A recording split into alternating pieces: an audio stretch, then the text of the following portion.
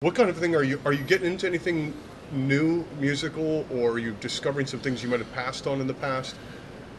I'm not. I'm. Because I'm curious how this could maybe tie in with the podcast. If there's going to be other people's music element to it, No, or I'm enjoying starting to write music because this year I got all my publishing back, and I now, I'm no longer Neil and his ego warrior, uh huh, style guru, but I am also ego warrior, style guru, and fame slut. nice. So Those are nice shirts, by the way. they You got are. them for sale tonight, I hope.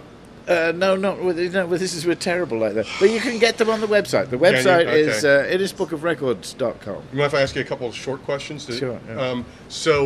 Studios. What are some of the studios you've been to that you're real happy with? Obviously, I know you've been to Abbey Road, going back to the '60s, right? Yeah.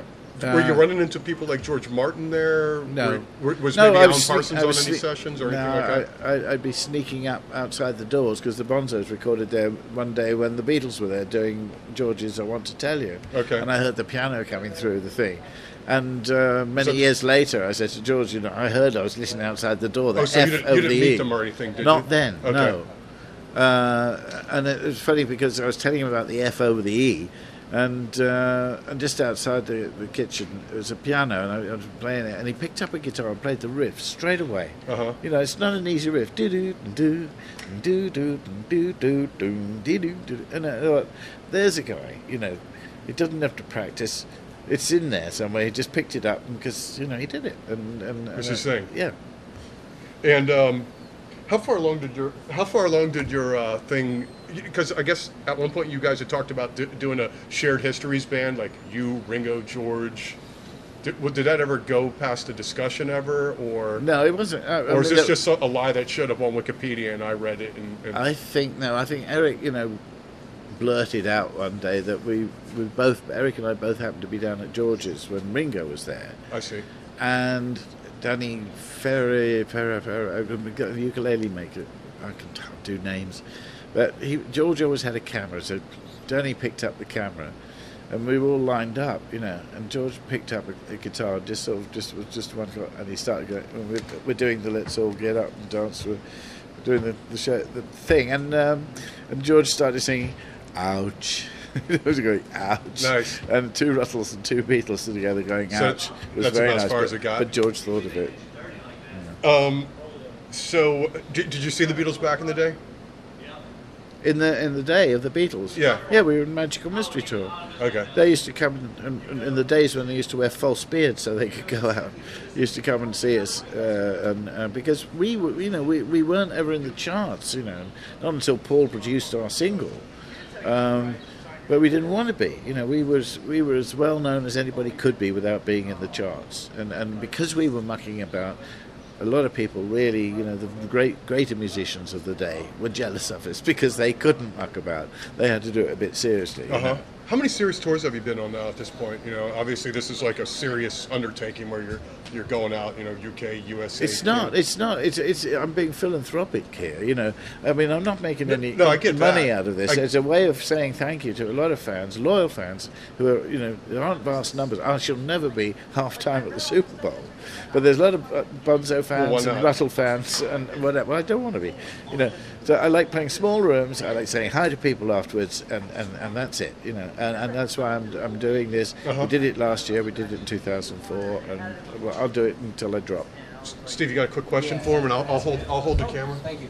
Right. All right. And Just a real quick technical-oriented question, and this is it.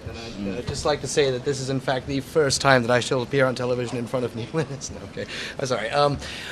Carry on like this. It'll be his last and all. Thank you. Look at your viewfinder there, Sean. Make sure you're getting both of us. All right. It's good. It's actually really good. It is really excellent.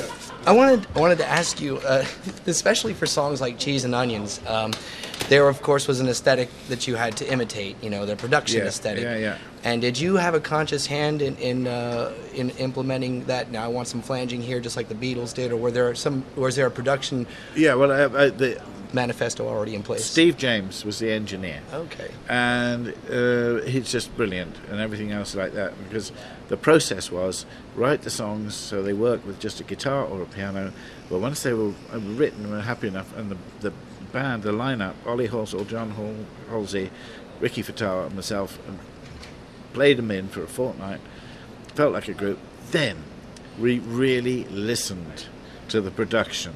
Okay. And it was Halsey would be, everyone listened in their own department, you know, and Halsey would say, there's bongos in there somewhere. Where? And you go back and, yes, they were. And they just pushed it along a bit. So we put some bongos in and sort of sunk them in there. And Steve, right from the word go, said, we start off with the best we can get. And we recorded at 30 inches per second, 2-inch tape. That's a hell of a lot of tape going through it. But by the time we got there with everything, you know, including the NAF cellists, who no orchestra would have, but boy, could they sort of dum, and whatever. So they were the same ones. And everybody, all the musicians brass, they'd worked on most of the Beatles sessions. So, you know, everybody knew what to do. Excellent. So, but the time we'd finished, we knew it was all in place, but it still didn't quite sound right.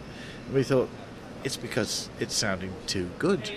It's going through at 30 inches, you know. So Right. we mixed it, compressed it, you know, and then we compressed the mix. And then it started sounding right. But it's like the one-way street. You know, you can start off with something good. You can devalue it a little. Still, but it still sounds good. But you can't come from crap and make it sound. There you good. go. You can't work your way up from exactly.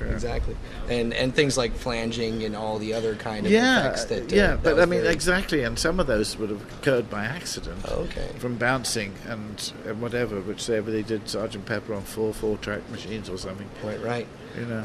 Well, that's awesome. I thank you. All right. I know we're running up a little bit on. Why don't we let you get down to the club? It's Yeah. a wrap. Oh yeah. Okay. Well, thanks Okay. again Yeah, for we your do. time. Okay, we really my appreciate pleasure. it. Oh, Absolutely. okay. Thanks again.